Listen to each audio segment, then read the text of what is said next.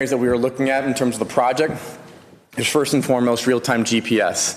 So being able to improve that fleet productivity, being able to look at the maintenance from an aspect of not only making sure the vehicles are safe, but also as issues arise, notifying mechanics in a proactive manner so that way they can monitor and manage part shortages or whatever and avoid that kind of downtime and avoid catastrophic repairs and issues. But also being able to look at fuel costs and other areas of operational costs and determine how do you want to change policy or implement policy in the first place to otherwise maintain and manage the cost that affects the budget.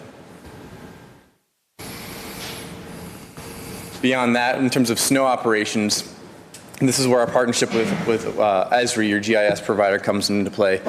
Being able to provide a map that ultimately shows where all the vehicles, how they progress throughout the streets in real time, and basically being able to update that web portal page that you want to put out to the citizens and allow them to be able to see what's the latest and greatest in terms of the snow operations progress. But ultimately, it's about improving response times and creating that level of trust and transparency with the community at large. The proximity search was a tool that we built out, and we believe this would be a great tool in the hands of your frontline customer service reps as well as the department heads that are looking to investigate incidents. But at the end of the day, when you have a call coming in from a citizen saying, hey, there was a vehicle coming through this intersection, there's a vehicle that was speeding down this road, you'll be able to go and quickly determine which vehicles may be the ones in question and determine what was going on. So that way, instead of involving 3 or 4 levels of escalation, calling around and trying to figure out what happened, you can arm that frontline person to determine, was there even a vehicle? Was this one of our vehicles? And what do we need to do? Was it a misplaced fault where we can respond very quickly with data in hand to be able to stop that inquiry from continuing to escalate? And certainly not last but not least, but looking at the maintenance, again, as I mentioned, a 3-prong approach from preventative maintenance at an overall level, being able to schedule out oil changes, tire rotations, PMAs, PMBs, PMCs, based on odometer readings, engine hours, depending on what the vehicle needs. But also then having the day-to-day driver and vehicle level pre-trip inspection report to be able to determine what defects may be involved with that vehicle at any given time, to be able to flag that, stop that vehicle if it's unsafe from going on the road, or certifying that it is safe, and just having that peace of mind knowing that you are continuously running a safe fleet. And then last but not least, having that access to real-time diagnostics. So then as things change in that environment, that vehicle changed from minute to minute, you'll be able to have instant visibility into what's going on. You want to go ahead and show our live dashboard, Sean? You may have to hit So Andrew walked through a lot of what we're able to offer you guys, but we wanted to showcase what this actually looks like, just so you guys get a feel for how real time this is, how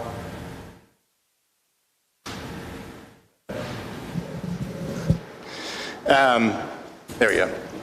So what we're looking at right now is an actual customer of ours. So these are real data that we're looking at right now. These are vehicles that are on the road.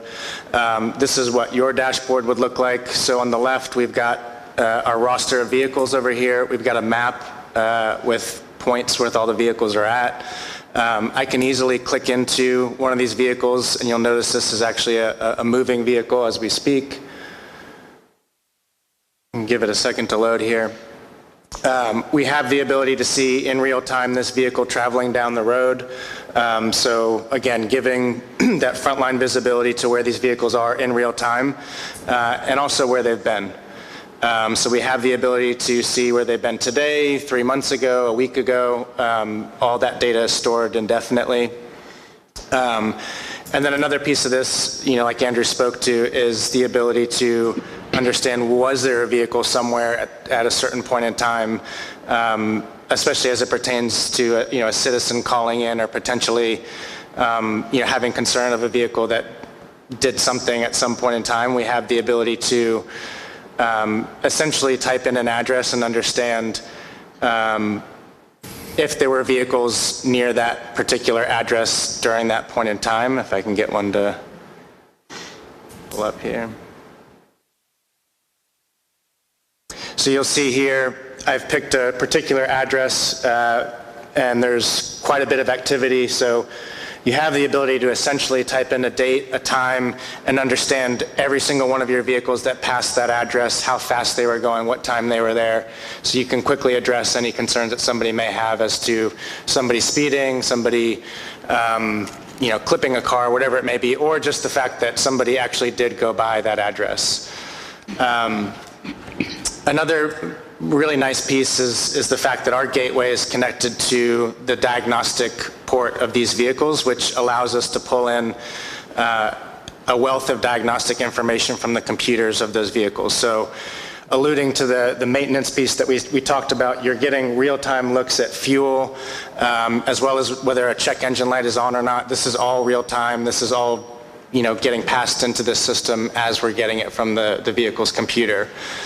So not only do you have the ability to see it in real time, but you have an aggregated way of looking at all of your vehicles as a whole and where they stand maintenance-wise. So as you guys can see here on the right side of the screen, there's a handful of vehicles that have fault codes, that have check engine lights on, and what we're able to do is set up alerts around these so that the right people are alerted at the right times when a check engine light goes on. And if it's a certain type of check engine light, an escalated alert, via text message as opposed to an email, so that you guys are keeping these vehicles on the road as much as possible. The other piece of maintenance is the preventative aspect of it, and so we do also have the ability for you to set up maintenance schedules. So oil changes, brake changes, whatever it may be, setting up automated alerts to go out to the right people at the right times as to when a vehicle needs to be pulled off the road, or ahead of time so that you're not having to pull multiple vehicles off the road at the same time because they're all due for maintenance. Another important piece of the GPS aspect of all this and that information that we're collecting is what Andrew spoke to in terms of being able to pass that information into your GIS system.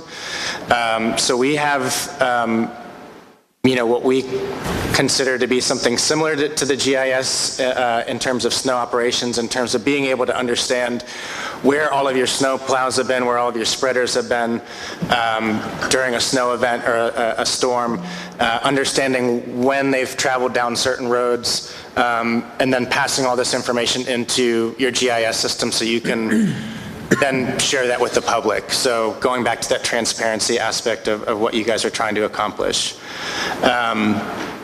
Another big piece of this is obviously the safety aspect of our system and what that's able to provide.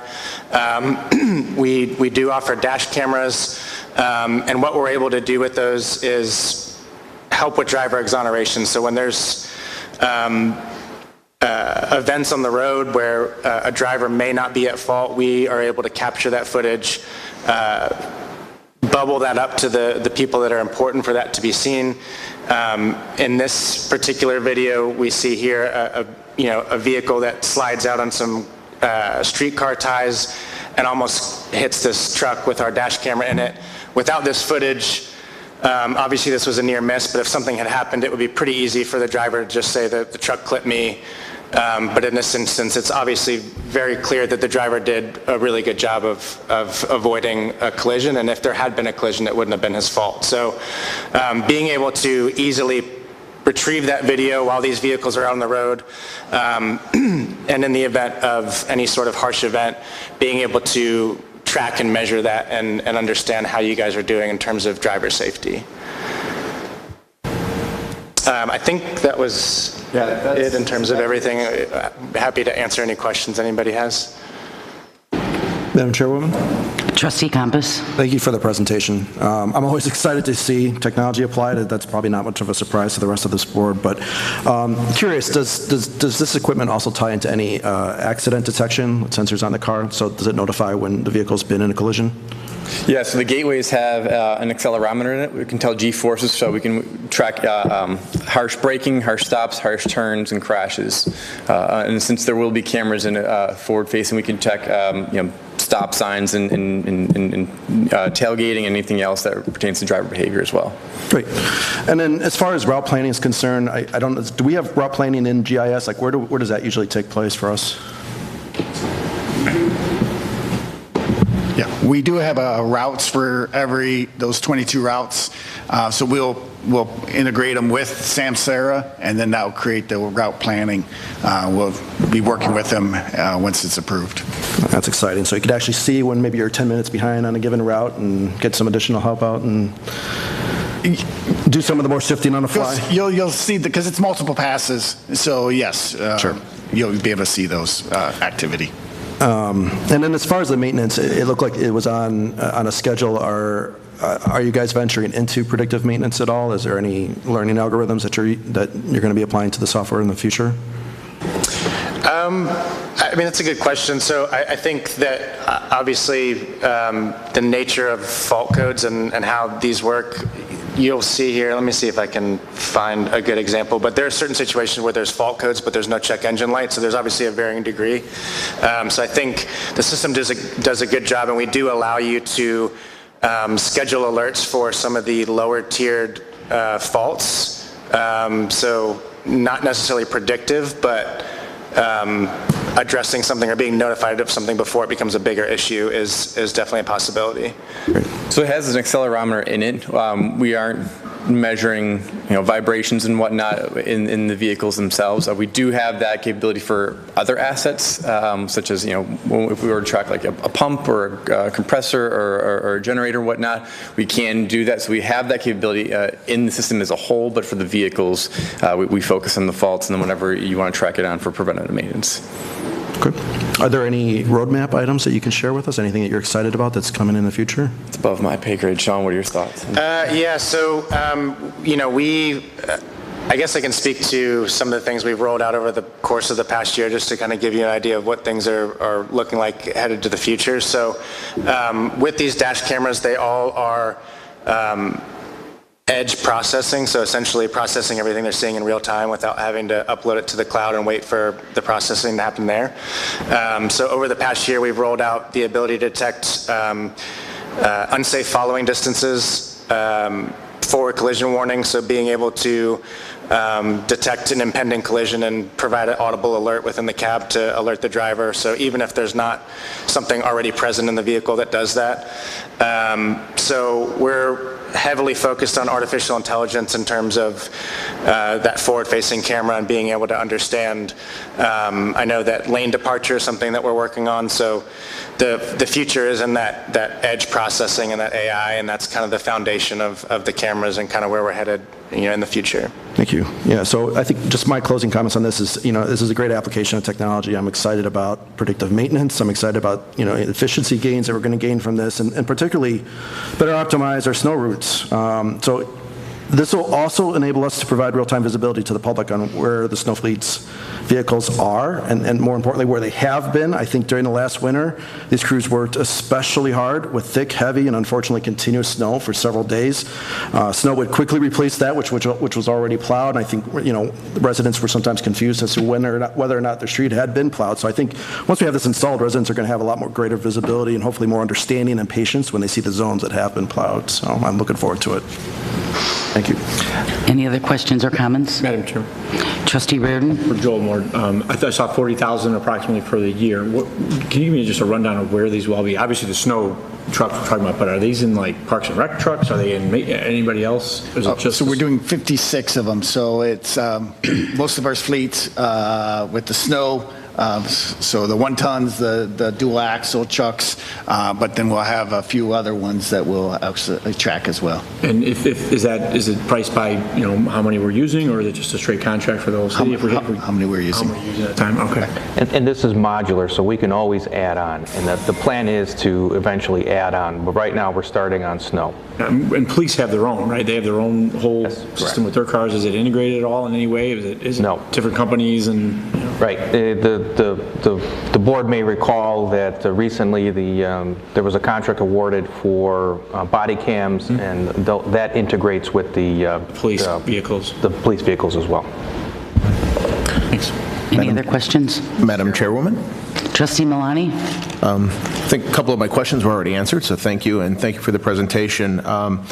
Just a couple comments. I think our staff, they already do a great job with snow removal, and I think adding the contractors back in and then bringing this upgrade in our technology will definitely improve our efficiency over time.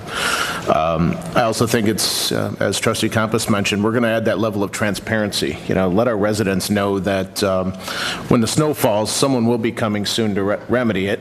And I think it also helped limit the number of calls to the Village Hall and to Public Works with people complaining that their snow's not done. So I think that'll be great. But I also think there's something else that comes with that. Our employees are going to get a little bit of accountability as well, which I think is going to be a good thing. So, and I also think over time we're going to see some overall productivity increases across our Public Works staff with this, because if we're going to be implementing it in more than just the snow vehicles, I think that'll be a help as well.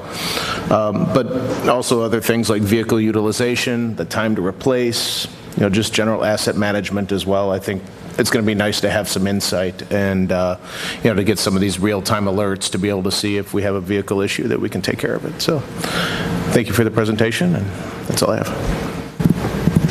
Madam Chairman? Trustee Radiszewski? I have a question. So for that system and to be able to see, where the vehicles are, who has access to that? Who can see that information? So the Esri webpage will be on our webpage, so the public can see that piece, but actually tracking some of the maintenance and stuff, that'll be the Public Works staff. Thank you. That snow tracker is going to be it's going to be something new for the residents, and it will be on our website. Thank you. Yeah, because I would imagine that they'd want to see it, and they would probably eliminate as many phone calls. So It's very helpful. Thank you. And thank you for your presentation. Call the roll, please. Trustee Campos. Aye. Trustee Radiszewski. Aye. Yeah, you seconded that. Trustee Healy. Trustee Milani. Aye. Trustee Reardon. Aye. Mayor Pro Tem Katsinas. Aye. An ordinance establishing a code of ethical conduct applicable to all Village of Orland Park employees and elected and appointed officials. Madam Chairwoman? Trustee Healy? I move to recommend that the Ethics Commission review the proposed ordinance establishing a code of ethical conduct applicable to all Village of Orland Park employees and elected officials and appointed officials, and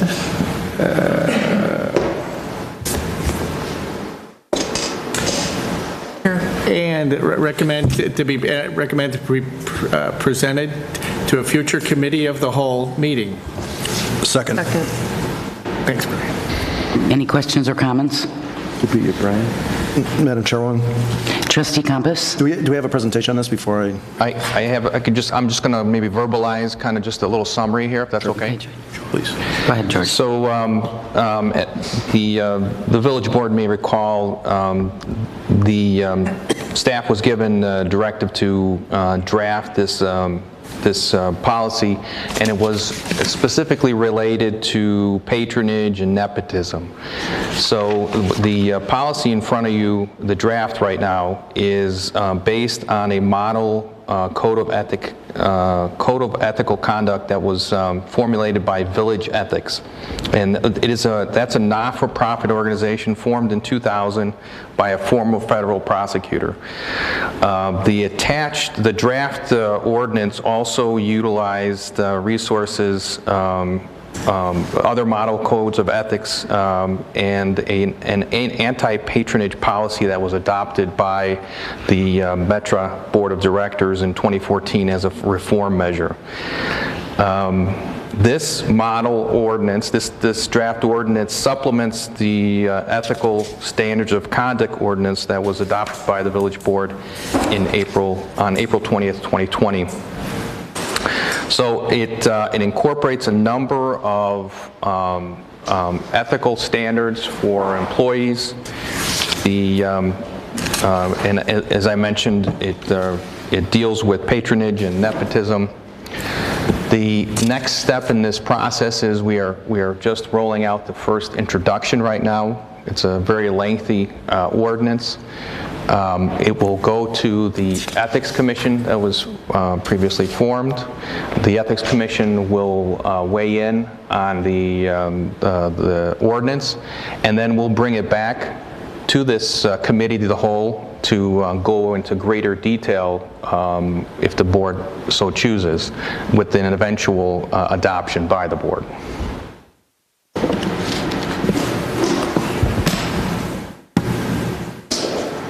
So, Madam Chairwoman. Trustee Compass? Yeah, so you already received my notes. I'm not going to go through those at all. I think the only additional thing, and I think it might have been inherent in my notes, is just I think we should be have the Ethics Commission review 186. I believe this will become 187, but just have them review 186 at the same time and make sure that they work together, right? Because, saw some language differences between the two and just want to make sure that those are more closely entwined. Absolutely. Any other questions or comments? Madam Chairwoman. Trustee Milani? So back in May of 2019, we created an ad hoc committee that we're discussing here to develop an ethics ordinance for our elected and our appointed officials. And 2 people sitting up here today were actually on that committee. It took quite some time and a lot of deliberation until we all reached an agreement and codified our ethics ordinance in May of 2020. So we already have an ordinance pertaining to elected and appointed officials. So one of my concerns during the process was I felt employees also needed that level of accountability, and we were kind of referred to, we have the employee handbook. So seeing this come out today is great. I'm glad we're starting to look at the employee portion of this and creating an ethics and code of conduct for them. But I'd also like to see maybe a comparison as we're going through this and bringing it to the Ethics Commission of what is in the employee handbook versus the draft ordinance, to make sure that we're kind of on par, and which one is going to take precedence and so forth, because they should match. So with regard to the employee handbook, it's very dated, and because of that, as we speak, we're undergoing a comprehensive rewrite of that whole thing. Okay. When that is all done, it will come before the board, because we want the board to weigh in on it. We want the board to formally approve it. It provides more weight as we enact those provisions. So I wouldn't want to compare it to the old one because I believe it's just not complete. Okay. But we're about halfway done with a very good new one. Oh, great. I'm always happy to hear improvement, so that's a good thing. So the other thing I have is I read through this thing probably 3 or 4 times to find out why we still had the appointed and elected officials as part of the title. I think we're really dealing with 2 separate entities. We're dealing with employees or appointed and elected officials. I think, we have 186. If that needs to be amended, I think there's one particular paragraph, N-1-B, which is kind of reflective of the action of an elected official. But the other call-outs to elected or village officials really pertains to the behavior of the employee. So if we're going to focus on the behavior of the employee, I think then that should be in a code of conduct for employees. And then if there are any addendums that we want to have for elected officials, as the Ethics Commission looks at this, migrate that into 186 and not make it part of the employee code, because that particular one was the only one. I think it was using our positions to influence employment. That was the only place I saw that was a behavior of an elected official here. So just want to make sure that we're putting things in the right place when we do it. We'll get that message out to the Ethics Commission. Okay. Thank you. Any other questions or comments? Call the roll, please. Trustee Healy. Aye. Trustee Compass. Aye. Trustee Milani. Aye. Trustee Reardon. Aye. Trustee Radiszewski. Aye. Mayor Pro Tem Katsinas. Aye. Code enforcement, move to the police department salary ordinance amendment. Madam Chairwoman, Trustee Compass? I move to recommend to the village board to pass an ordinance entitled, an ordinance amending appendices A and B to ordinance number 5640 to the village board. Second. Questions or comments? We have just a little presentation if that's okay. This is a brief overview. So I think as the board is aware, We continue to look at ways to make the operations more efficient, more effective. So this is one of the latest in that series. Historically, property maintenance inspection's been housed out of development services. That's pretty common in the municipal industry because of the tie-in with the international codes, which are the same codes we use for building regulation, building permitting. Recently, there's been a shift. A lot of departments have moved this activity into their police department and a code enforcement division. There's a lot of efficiencies that come with that, connections with the rental housing regulations, which we do have, crime-free housing, which we do have. And there's also a strong correlation between compliance issues across both property maintenance and sometimes police-based activities. So the communities that have done this, and they include Arlington Heights, Bolingbrook, Hanover Park, Romeoville. We had conversations with each of them. They've reported very positive results. We actually presently have a working team that crosses the two departments that meets regularly to talk about code enforcement. So this will make that operation actually more efficient by housing it all in the police department. We also currently have 1 full-time and 2 part-time positions in property maintenance. This would change it to 2 full-time, 1 part-time. It would get the extra funding would come from the elimination of a clerk position in the police department to make the village whole on that. And what that would do is change our ratio. Right now, we have about 1 inspector per 39,000 of population. We were by far the outlier across the communities that we surveyed. 1 to 20 to 25,000 was more the norm, and this would put us at 1 to 25,000 with this change. So we could be more effective and more proactive with that kind of ratio. So as you know, we have a salary ordinance. We need to amend that ordinance to create the proper positions and titles under and shift this to the proper department. So this will be on the board later tonight. I'm happy to answer any questions about that. Madam Chairwoman. Trustee Compass. So I've seen code enforcement report under police departments and other municipalities, and I have no issues with this change, particularly as it relates to our crime-free housing ordinances. It's a tough job, and I believe that it would increase their security as residents and business owners are rarely happy to see these folks. I think you might have already answered the question I'm about to ask, but and I don't necessarily have the specific answer right now, but communities of our relative size and development services workload, would we be able to provide more information about how many code enforcement officers are typically deployed? So I'm not sure. What's the nature of the question?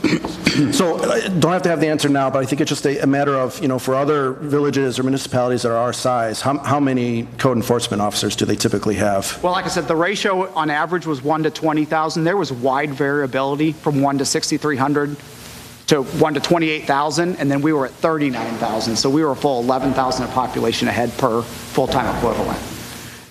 So with the average being 20 and the upper end of the range being 28, we'd be right in there with 1 to 25,000. Okay, thank you. Any other questions or comments? Call the roll, please. Trustee Compass? Aye. Trustee Healy? Aye. Trustee Milani? Aye. Trustee Reardon? Aye. Trustee Radiszewski? Aye. Mayor Pro Tem Katsinas? Aye. Gasoline and diesel fuel bid awards. Madam Chairwoman, Trustee Milani. move to recommend approval of the bid for gasoline and diesel fuel and related services to Petroleum Traders Corporation of Fort Wayne, Indiana for 2 years per the terms and pricing provided within its October 7th, 2021 sealed bid for an amount not to exceed the board-approved budgeted amount. Second. Do we have any presentation on this? You only if you have questions. Does anyone have any questions or comments? Hey, just a quick question. Looking at the providers, 2 of them were from Indiana, 1 was from Illinois. Very marginal, the difference between the 3. The one that was selected, there was some notes there about service issues. I guess the question is, who do we use now, and is a service issue worth the little bit of variance between the 2? And being that the one is in Illinois and the one selected is in Indiana. Good question. Currently, we use Petroleum Trader, which is the low recommended vendor. We did struggle with this because we have had some late deliveries, but it has never impacted our operations. And so it wasn't a viable enough impact to our operations, even though they had some, when we call and it takes a while to get here from Indiana or whatever, they've had some delays. So the cost, we couldn't, reduce the performance just because of that. So. But based on past history, you haven't had any problems? Not delaying us with operation-wise. Okay, all right. That was my concern. Yeah. Thank you, Joel. Call the roll, please. Trustee Malani. Aye. Trustee Compass. Aye. Trustee Healy. Aye. Trustee Reardon. Aye. Trustee Radiszewski. Aye. Mayor Pro Tem Katsinas. Aye. 2021 Fernway Road and Ditch Reconstruction Phase 6 Bid Award. Madam Chairwoman, Trustee Reardon. I move to recommend to the Village Board to accept the bid from Austin Tyler Construction, Elwood, Illinois, for the 2021 Fernway Road and Ditch Reconstruction Phase 6, an amount not to exceed $1,038,822.76, broken down by $619,782.75 for road costs and $419,40.01 for storm water costs. Second. Do we have a presentation? Just 3 slides. All right, Joel, thank you. Again, some background. This subdivision had flooding and the roads were deteriorating. A 9-year phased project was to improve the stormwater drainage and roads, approximately $9 million, so $1 million each year. We are currently on phase 6.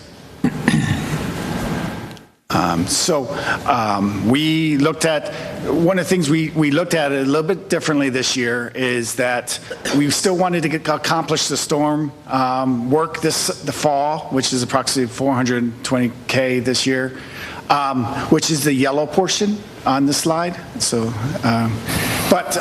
we thought we would be in better position if we use some of the road money this year, and you guys previously approved that, to accomplish phases 7 through 9. So that's the light blue, pink, and brown areas. It's this year, so we can design this year and be prepared for next year, finish up the road work in the spring, and then complete 7 through 9. So that would all be part of the budget process coming up here shortly. I just want to highlight that. That's a little different than in the past. So the ITB was released. 3 contractors were very tight, really close numbers, a lot of fight for this project. One was a little bit higher than the others. Austin Tyler was the lowest bidder. That's the amount and the funding we would be allocating per funding year. And we ask that you review this and approve this project. Take any questions. Any questions or comments? Call the roll, please. Trustee Reardon. Aye. Trustee Healy. Aye. Trustee Malani. Aye. Trustee Compass. Aye. Trustee Radiszewski. Aye. Mayor Pro Tem Katsinas. Aye. Fiscal year 2021 Budget Amendment Number 6 approval. Madam Chairwoman, Trustee Healy. I move to recommend that the Village Board approve an increase in the general fund expenditure budget in the amount of $33,994, an increase in the water and sewer fund in the amount of $4,518, and a decrease in the recreation and parks fund in the amount of $1,998, as detailed on the fiscal year 2021 amendment number 6. Second. Any questions or comments?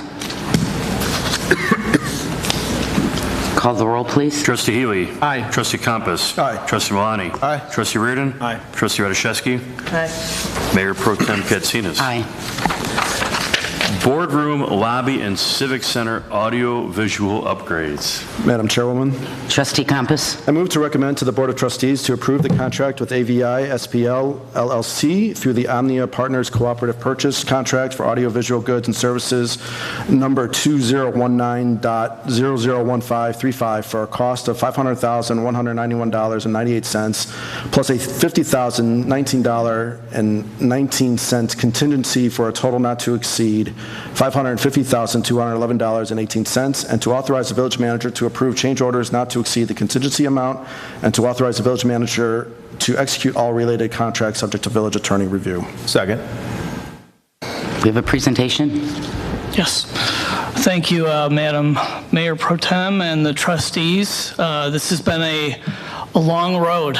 I think we've all experienced, whether we're staff, whether we're residents, attendees of meetings, or elected members on the dais, we've experienced various issues with our AV systems, both here in the boardroom as well as at the Civic Center. So this evening, Mark Thompson from AVI SPL, who is the vendor we're recommending and putting their proposal before you this evening, will be presenting with me. Let's do on the next slide here. So brief outline of what we're going to go over, just a quick project scope, just a review of our background, history, go through the design and AVI SPL's proposal, and then feel free to ask questions at any time during this presentation. Just a general overview. Audiovisual systems used to be analog. They used to be just wire, power, amplifiers, receivers, speakers, and microphones. And they really were their own thing and required certain individuals with expertise in that area.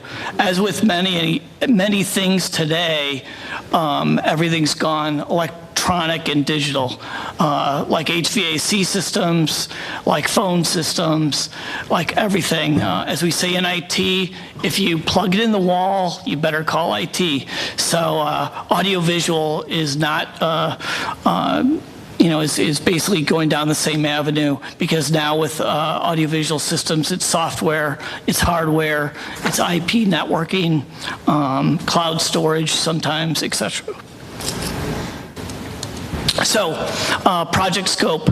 So, Village Hall and Civic Center were the two main targets for these upgrades, specifically in Village Hall, the boardroom, as well as the control system, or what we refer to as a control room, which we currently don't have.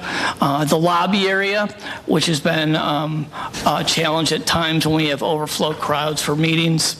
Then at the Civic Center, all the main rooms at the Civic Center, the main exhibition hall, the annex, the Rotunda Room, as well as the lobbies, halls, and walkways.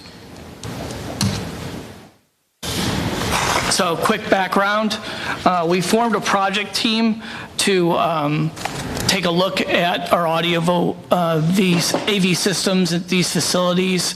They were made up of key stakeholders from various departments, VMO, Greg Summers, Nabia Zager representing VMO, Ray Piatoni, Cindy Kelly representing Recreation Parks, Joel Van Ness and Mike Mazin, Scott Hyland representing Public Works, and then Dave Haper and myself representing IT.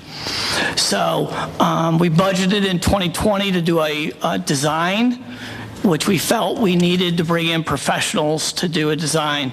I think staff did a yeoman's job of trying to put these systems together, but we felt it was time to bring in professionals with that type of expertise.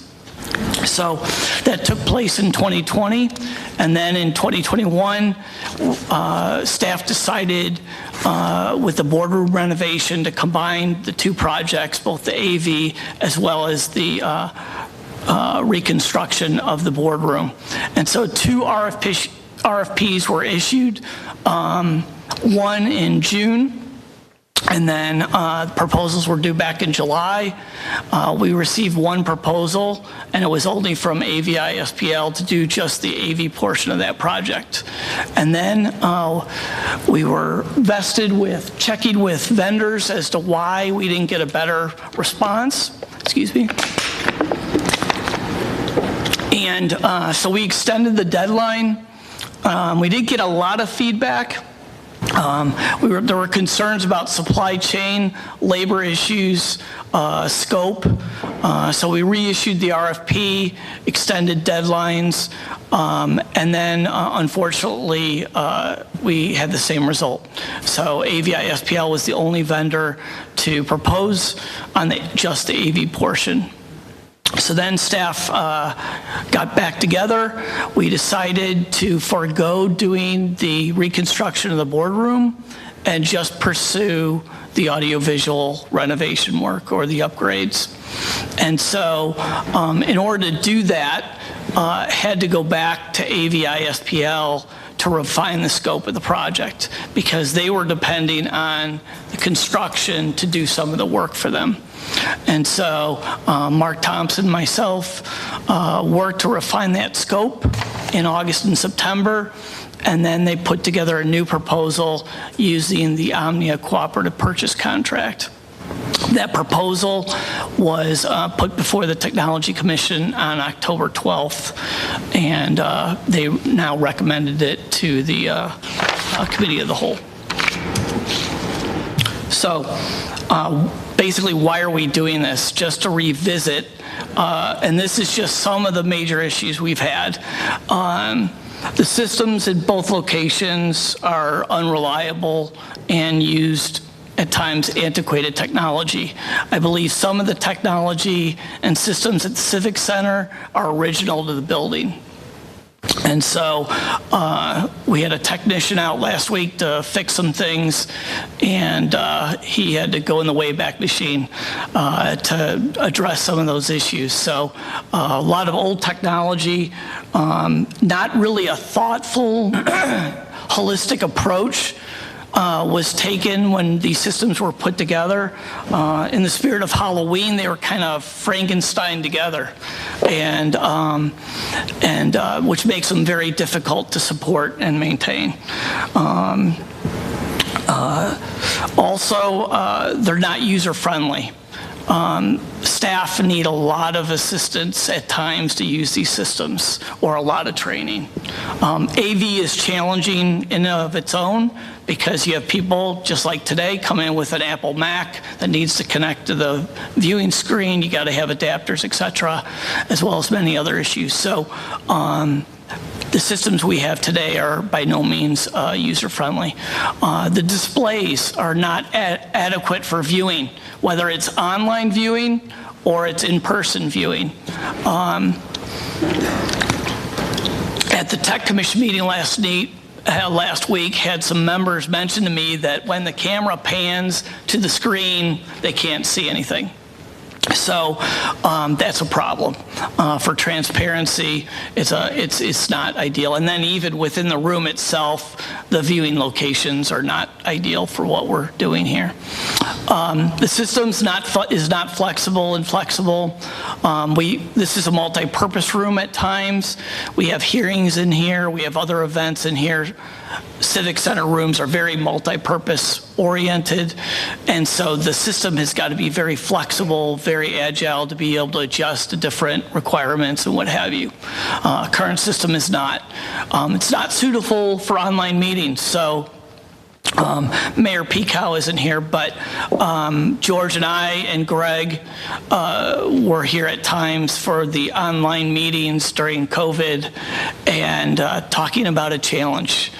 This system was by no means ready to connect transparently to a Zoom system. And so that was a challenge for trustees attending that meeting. It was a challenge for audiences listening to it. And so cameras are not adequate for online viewing. This kind of gets to that the cameras have to pan to various things. If you have multiple cameras, you could have presets that could focus in on the speaker, on the display, whatever video's playing, whatever presentation's playing, etc. The lobby displays, there is a delay. There's about a 20-second delay because the lobby screens are going off of our live stream out of the cloud, and on YouTube, and so there is some latency there, which when the doors are open, I'm sure you've realized during meetings, you hear this echoing going back and forth, not to mention it's very confusing. And then the sound isn't very good out there either. Also, the unsatisfactory location of the control rack. Trustees have got to work their way around these racks. When there's an issue, the meetings get disrupted because I've got to go, or the AV person's got to go adjust something there. And then finally, the room architecture, why these rooms are very attractive and stimulating to the eyes. They're like an American Ninja episode for putting in AV systems. Very challenging with the tall ceilings, light, obstructed views, HVAC systems. They're quite a challenge from that standpoint. So, with that being said, Mark is going to take it from here, and he's going to show you how AVI SPL's proposal is going to address these challenges. Thank you, Dave. I'm Mark Thompson from AVI SPL. A little bit about AVI SPL. We're the largest AV integrator in the world. We have over 50 offices throughout the world. Our local office here is in Schaumburg, Illinois. And I've been personally doing AV since about 97. So that's just a little background for everyone. So the way we handled this was with the design. We met with all the different parties that use the rooms and discussed how they use them and what the shortfalls are, as Dave mentioned, and came up with a plan to address as many of the issues as possible and make the rooms function in multiple facilities, so they're not limited to one application. So just kind of run you through some of the basics, not get too technical into the weeds here, but just give some of the highlights of what the overall AV plan is. So we'll start with the room we're in here today. I tried to, so if you got the red dots there, the box that goes with those is a little IP over video box that gives us the ability to plug in a computer and present content from those locations in the room. That content can go to all the displays in the system, including the lobby. It also gives us the ability to share that content online, so we're not relying on the camera to show the content to the outside viewer. We can have an in-room video shot and content being displayed at the same time, so that the content's easily readable to anybody, whether they're present or a remote location. We're going to upgrade the displays in the room.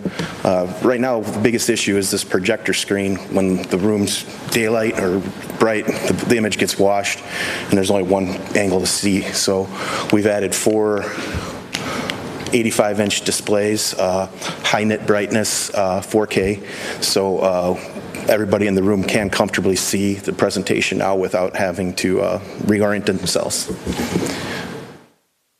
And then we added a new audio system, which the main thing that everybody will see in the room are the speakers. We have some large line array speakers that will be on the wall to cover the room with sufficient audio.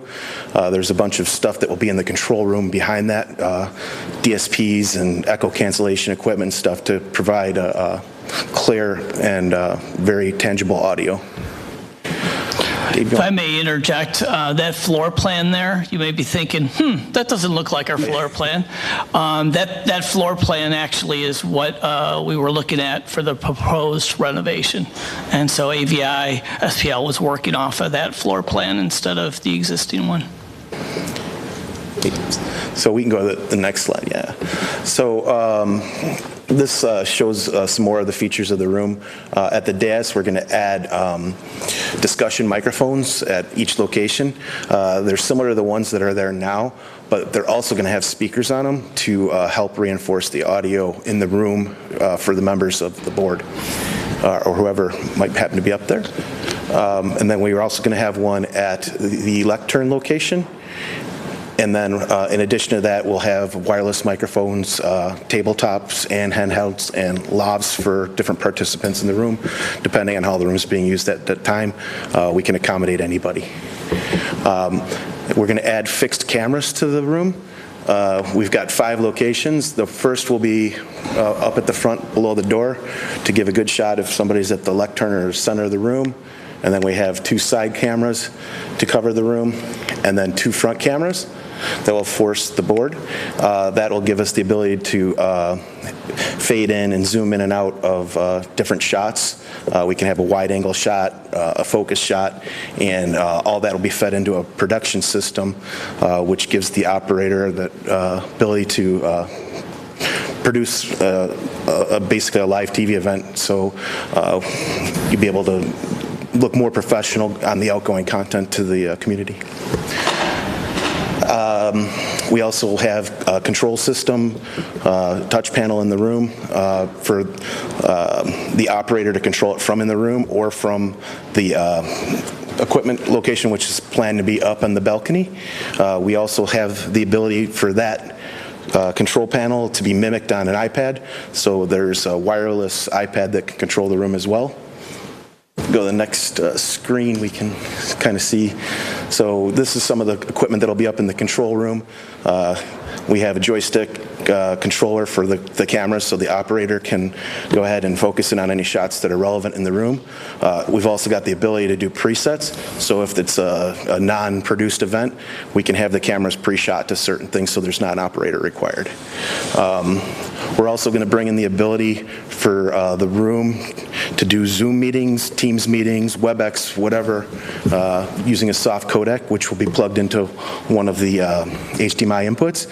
And all that does is gives us the ability with an AV bridge to use the cameras, displays, speakers, and mics within the room in a Zoom meeting or whatever flavor is desired. So it adds a lot more flexibility to the space. So if there's an impromptu meeting, it's easy to accommodate. A key component is we're going to be moving all the AV equipment that's on either side of the dais.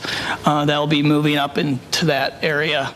And then when the construction is done, that will be walled off and so forth. So you won't have that equipment behind you, and then we'll be able to have a control person up there producing the meeting if needed. For the lobby, we're going to reuse the existing displays and digital signage, but we're going to add these displays to our video network. So it'll be a live image from the room, real time, no delay. We're adding sound bars to the displays for additional sound reinforcement. Right now the sound out there is not adequate if there's multiple people out in the lobby, so we're reinforcing that and just beefing it up basically so it's more usable when there's overflow. So on to the Civic Center exhibition hall. We're planning on some updates based on discussions with the staff and how the room's used for different events such as bingo, staff parties. There's a bunch of different things that they talked about. So we tried to accommodate everything. And then we also added the element of being able to do video conferencing within the space. So now the room can function as a conference room as well. So if you look at all the red dots, those are existing speaker locations. We're going to replace them with new speakers as the speakers are pretty much all blown in there right now. And we're going to have 6 displays in the room.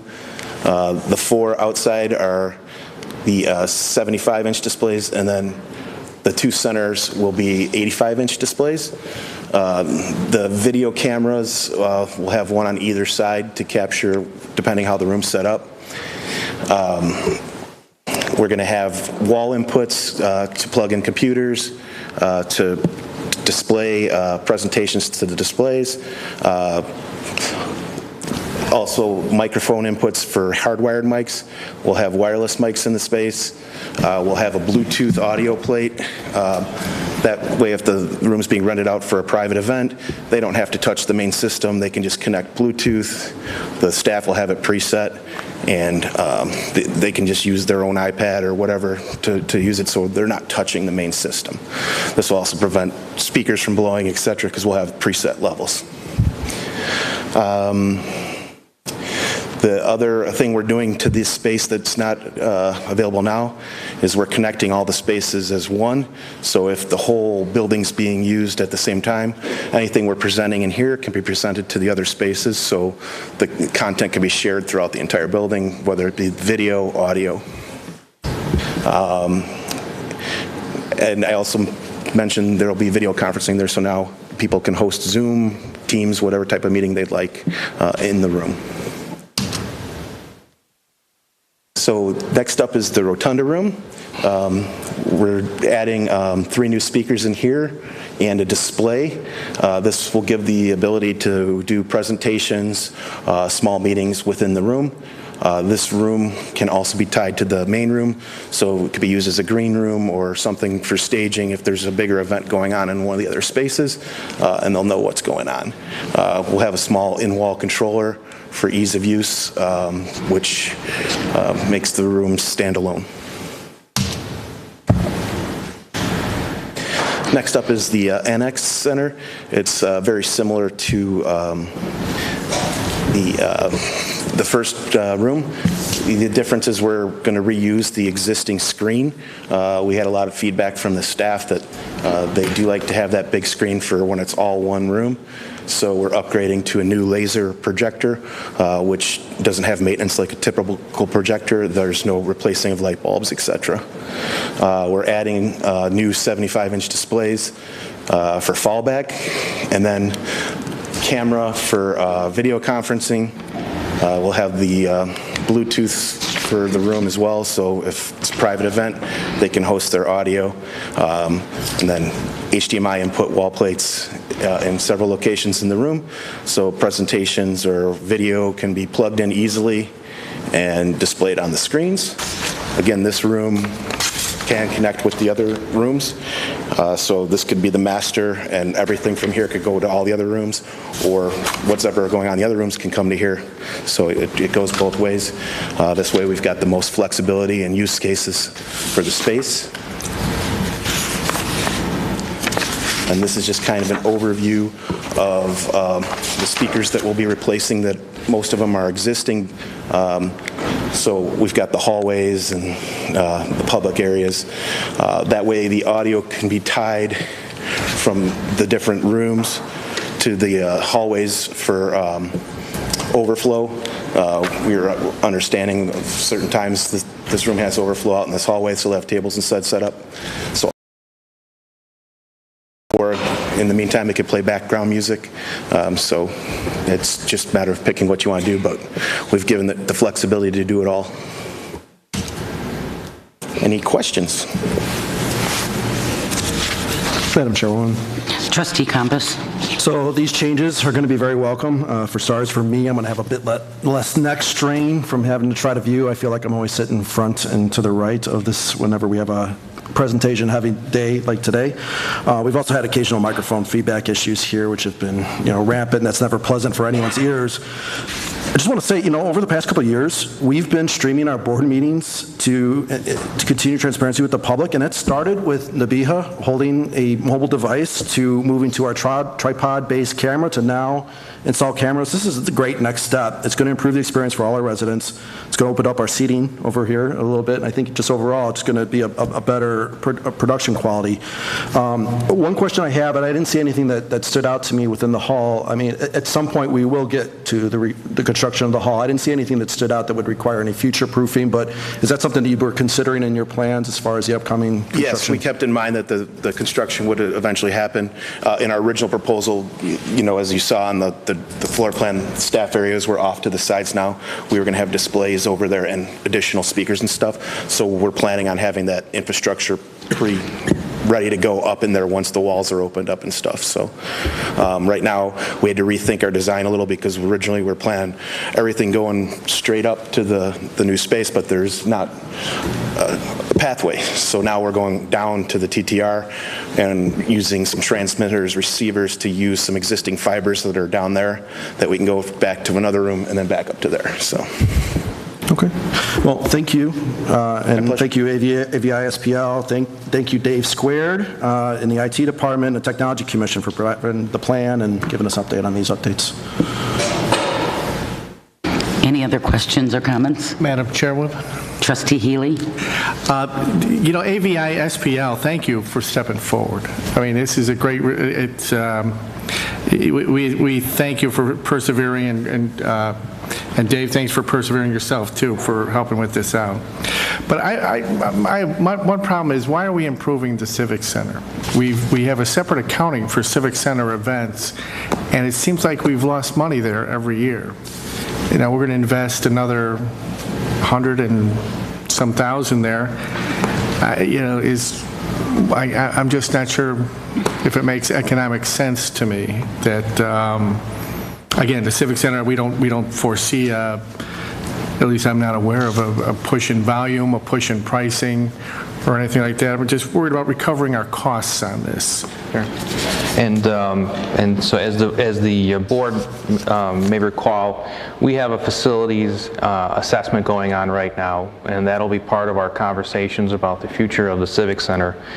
Either way, whether it stays in the rental business, it's always going to have some type of rental element to it, and audio is very important for the rentals. So as you mentioned, it is meant to be a self-sustaining entity, and we just have to bring that audio up into current standards if we want to hope to continue that. I guess it's what came first, the chicken or the egg. By the time we get the demand for the Civic Center, possibly, there'll be a new wave of technical advancement these days. I mean, it's right now I just can't see investing that money in the Civic Center without a plan for how we're going to get it back. That's me. Okay. But boardroom, I'm excited about this. I couldn't be better. If I may mention, I think the Civic Center would be utilized a lot better and a lot more often by staff. There are times that we need to hold trainings, and we don't really have a room of that size elsewhere in the village, except maybe the police training room, which is utilized quite often. And so I know for whether it be staff events or it will be hosting programs through GMIS Illinois or GFOA or whatever these other organizations, Illinois Municipal League or whatever, if we want to host events, we can't really do that right now. And so a system like that enables us the ability to work with our partners both within Orland Park as well as those outside of Orland Park. Any other questions or comments? Madam Chairwoman? Trustee Milani? Just going back to what Trustee Healy was saying, didn't we just approve increases for the Civic Center rates? Yes, we did. To try and gain some additional revenues from them? Yep, that's the goal of all of these increases is to continue our operational self-sustaining, yes, so we just approved that, and then audio obviously is an important component if we're going to keep doing rentals because of weddings and whatnot. Right, and prior to about a year or so ago, yes, the Civic Center was looked at as a separate entity, but then we brought it into the village, so it is part of the Parks and Rec now. So, it does get a little bit more, oversight, although the manager that was there previous to the move was doing a good job when we're getting things headed closer to the point where we were making money. Unfortunately, COVID kind of came around and ruined that for a while as far as events were concerned, but now they're seeing an uptick in their events. I think they've got plenty on the calendar for the rest of the year. So hopefully next year, as Trustee Healy mentioned, we'll start getting closer to the seeing getting us into the black instead of the red. So. Any other comments? I just wanted to say one thing to Trustee Healy's point. It would be nice to have some sort of marketing plan for the Civic Center, not just for your weddings or coffees, but to the business community utilizing these enhancements. Mm-hmm. So I'd really like to see that. Absolutely. Call the roll, please. Trustee Compass? Aye. Trustee Milani? Aye. Trustee Healy? No. Trustee Reardon? Aye. Trustee Radiszewski? Aye. Mayor Pro Tem Katsinas? Aye. Are there any non-scheduled citizens or visitors to speak? I would entertain a motion to adjourn. So moved. Second. Call the roll, please. Trustee Compass? Aye. Trustee Milani? Aye. Trustee Healy? Aye. Trustee Reardon? Aye. Trustee Radiszewski? Aye. Mayor Pro Tem Katsinas? Aye. If we can reconvene at 7:35 for our Board of Trustees meeting.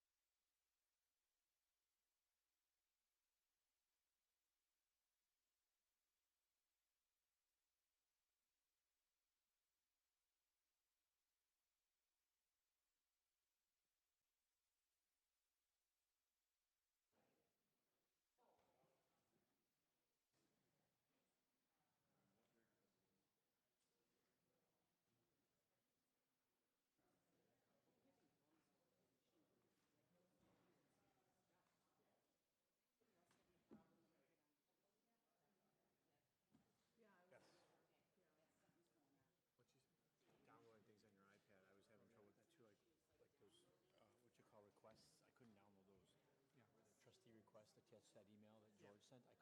I couldn't. Was that the one I sent him? I don't know who the requests were from, but yeah, there was something from George that came today that.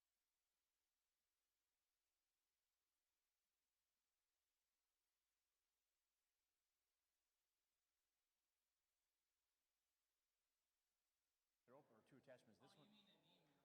In an email from George, right? That's when you're having trouble with too?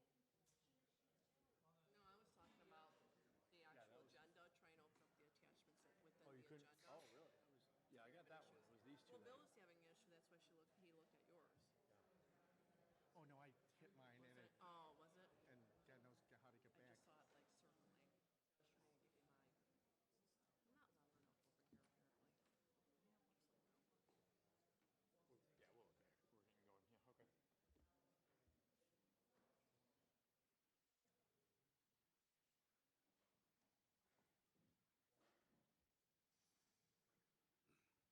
Yeah, okay. Call to order. Roll call, please. Trustee Healy. Here. Trustee Katsinas. Here. Trustee Malani. Here. Trustee Compass. Here. Trustee Reardon. Here. Trustee Radiszewski. Here. Mayor Peacock. Please rise for the Pledge of Allegiance. I pledge allegiance to the flag of the United States of America and to the republic for which it stands, one nation, under God, indivisible, with liberty and justice for all. Good evening. Mayor Peacock has some family and personal issues he's dealing with. He was unable to be at our COW meeting, Committee of the Whole, and he's unable to attend the board meeting. Approval of the October 4th, 2021 regular meeting minutes. Madam Chairwoman, Trustee Compass. I move to approve the minutes of the Board of Trustees meeting of October 4th, 2021. Second. Call the roll. Trustee Compass? Aye. Trustee Radiszewski? Aye. Trustee Healy? Aye. Trustee Malani? Aye. Trustee Reardon? Aye. Mayor Pro Tem Katsinas? Aye. Accounts payable approval. Madam Chairman, Trustee Healy. I move to approve the accounts payable from October 4th, 2021 through October 17th, 2021 in the amount of $2,393,038.24. Second. Are there any questions or comments? Call the roll. Trustee Healy? Aye. Trustee Malani? Aye. Trustee Reardon? Aye. Trustee Compass? Aye. Trustee Radiszewski? Aye. Mayor Pro Tem Katsinas? Aye. Consent agenda. Consent agenda. Payroll approval, rental housing fee changes, Village Code Section 582, boardroom lobby and Civic Center audiovisual upgrades, Public Works, automatic vehicle locator system, snow service bid award, gas and diesel fuel bid award, Fernway Road and Ditch Reconstruction Phase 6 bid award, Orland Park Health and Fitness membership fees, Budget Amendment Number 6 approval, an ordinance amending Appendix A and B to Ordinance Number 5640 ordinance, ratification of collective bargaining agreement between the Village of Orland Park and AFSCME. Madam Chairwoman? Trustee Compass. Trustee Malani? Oh, Trustee Malani, I'm sorry. Welcome to my world. I move to approve items A through K with the exception of C on the consent agenda. Second. Any questions or comments? Call the roll. Trustee Malani? Aye. Trustee Compass? Aye. Trustee Healy? Aye. Trustee Reardon? Aye. Trustee Radiszewski? Aye. Mayor Pro Tem Katsinas? Aye.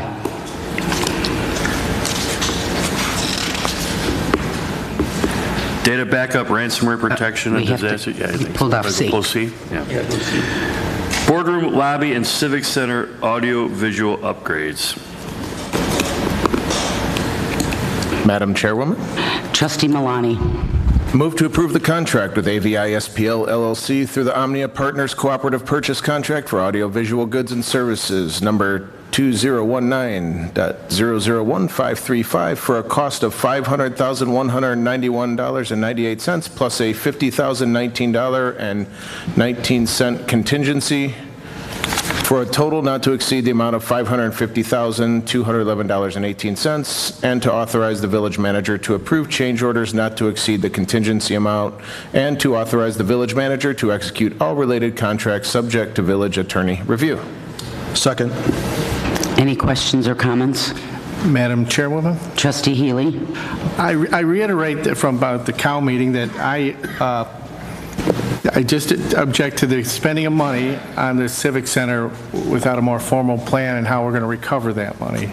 This Civic Center's been a loss leader for years, and it's just quite a lot of money to spend there that to me, I'd like to see a better plan on how it's going to pay off in the long run. Any other questions or comments? I too wanted to say at the Committee of the Whole, I did mention to our village manager, George, that I would like to see a marketing plan for the Civic Center, how we can, as Trustee Healy said, recoup some of that money, but hopefully market it with all the enhancements that it has to not only weddings, showers, but to the business community. Call the roll, please. Trustee Malani? Aye. Trustee Compass? Aye. Trustee Healy? No. Trustee Reardon? Yes. Trustee Radiszewski? Aye. Mayor Pro Tem Katsinas? Aye. Data backup, ransomware protection, and disaster recovery managed services. Madam Chairwoman, Trustee Compass? I move to approve a 3-year contract with Insight Public Sector Incorporated through Omnia Partners Cooperative Purchase Contract for IT products and services number 4400006644 with software, hardware, and services provided by ThinkGuard for a not-to-exceed cost of $169,200, and to authorize the village manager to execute all related contracts subject to village attorney review. Second. Any questions or comments? Call the roll. Trustee Compass? Aye. Trustee Malani? Aye. Trustee Healy? Aye. Trustee Reardon? Aye. Trustee Radiszewski? Aye. Mayor Pro Tem Katsinas? Aye. Vehicle maintenance and repair services contract extension with Joe Rizza Ford of Orland Park. Madam Chairwoman, Trustee Reardon? I move to approve authorizing the village manager to execute an agreement for vehicle maintenance and repair services with Joe Rizza Ford of Orland Park, subject to village attorney review. Second. Any questions or comments? Madam Chairwoman? Trustee Malani?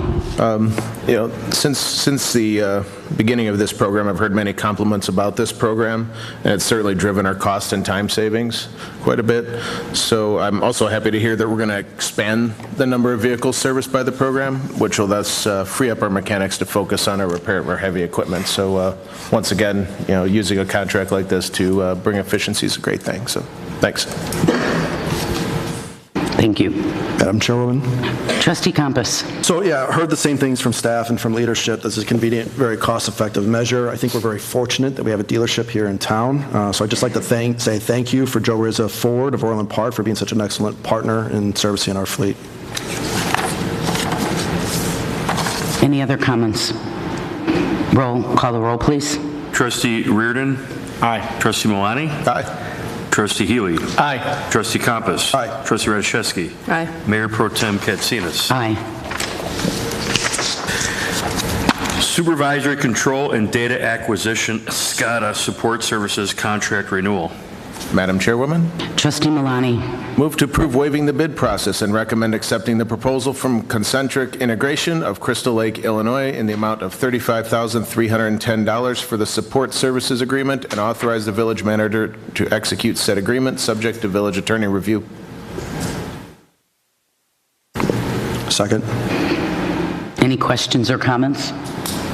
Call the roll, please. Trustee Malani? Aye. Trustee Compass? Aye. Trustee Healy? Aye. Trustee Reardon? Aye. Trustee Radiszewski? Aye. Mayor Pro Tem Katsinas? Aye. Fernway Subdivision Road and Ditch Reconstruction Phase 6 Construction Management. Madam Chairwoman, Trustee Reardon? I move to accept the proposal from Christopher B. Burke Engineering Limited of Rosemont, Illinois for 2021 Fernway Subdivision Road and Ditch Reconstruction Phase 6 Construction Management, an amount not to exceed $87,860, and Authorize the village manager to execute all related contracts subject to attorney review. Second. Any questions or comments? Madam Chairwoman. Trustee Malani. Happy to see this and moving this phase forward as well, because hopefully this will bring us closer to an end of the Fernway project. Our residents have been dealing with this project for many years, and hopefully they'll be very happy with the completion of it. So thank you for moving this forward faster than we were. Any other comments? Call the roll. Trustee Reardon. Aye. Trustee Rashevsky. Aye. Trustee Healy. Aye. Trustee Malani. Aye. Trustee Compass. Aye. Mayor Pro Tem Katsinas. Aye. Non-scheduled citizens and visitors. Seeing none. None. Board comments. Trustee Radiszewski. Thank you. October is Breast Cancer Awareness Month, and I wanted to just remind everybody, I mean, it's a horrible disease, and cancer doesn't discriminate against anybody. I mean, it is something that affects both men and women. So just a reminder to, during this month, get a screening, encourage those that whether it be, a daughter, a spouse, a mother, a sister, to make sure that they're getting their exams. It is something that if you detect early, you can definitely save a life. So, thank you. Trustee Malani. Thank you, everybody, for coming tonight. Just want to remind everybody that the Turkey Trot is returning to its normal format this year on November 25th. And to remember to put November 28th on your calendar for our annual Holiday Fest and our tree lighting. So, thank you all, and good night. Trustee Healy. Earlier tonight, we heard of the death of Colin Powell, a great American hero. He wanted to be remembered. I was quoted to somebody said he wanted to be remembered as a husband, a father, and a grandfather above everything else. He was a true American hero, and may God bless his soul. Thank you. Trustee Reardon. I think we'll not meet again until after Halloween, so please be careful out there. Hopefully the kids have a good weather day so they can enjoy those festivities more normally this year than last year. And also congratulations to Sandburg's football team with another win. They are now 4-4. They just beat HF, which is another rival of theirs. They have one more game Friday night. They're likely, if they can win that game, they'll be in the playoffs, which would be a nice turnaround from the start of the season. So go Eagles. Go Eagles. Trustee Compass. So I can hardly believe that Halloween's almost here. Days of fall seem to be flying by, as they usually do. I'm sure we all remember our time trick-or-treating as kids. I know I do. Staying out what today would be considered far too late, and then dividing up and prioritizing the hoard of sugar after parental review. Then we age out of that, and I, for one, didn't pay much attention to Halloween until I had a child of my own and vicariously watched her own experience. This year feels like a community opportunity for me more than any other year. Culturally, as we become more and more engrossed in mobile screens and online interactions, myself definitely included, I fear we've lost some of that more direct social connectivity that we've had in the bygone years. We may not know our neighbors as well as we once did. Our sense of identity is far less tied to our local community than it once was. So this year, my wish for both parents supervising their trick-or-treaters and for residents answering their doors on Halloween is that you take an extra second or two to connect with your neighbor. Learn a new name or reacquaint yourself with someone you haven't spoken to in a while. Our technological social interactions supply us with a never-ending stream of divisiveness, polarization, and angst. That happens easily when the human aspect of talking to someone face-to-face is absent. It's thanks to this holiday that I first met someone that has become a very dear friend to my family. I know that it has the potential for that for everyone here in Orland Park. Thank you. Thank you. You'd think sitting in this chair, I'd have some thought-provoking, eloquent speech. Unfortunately, I found out I was doing this very late and didn't have time to prepare. So I'll save that for you, Mayor Peacock. We expect a stellar closing statement next time you're here. With that, I'll take a motion to go into closed session. Madam Chairwoman? Trustee Compass. I move to go into executive session for A, approval of minutes, B, pending litigation against, affecting, or on behalf of the village, or when found by the board that such action is probable or imminent, C, the appointment, employment, compensation, discipline, performance, or dismissal of specific village employees. Second. Call the roll. Trustee Compass? Aye. Trustee Malani? Aye. Trustee Healy? Aye. Trustee Reardon? Aye. Trustee Radiszewski? Aye. Mayor Pro Tem Katsinas? Aye.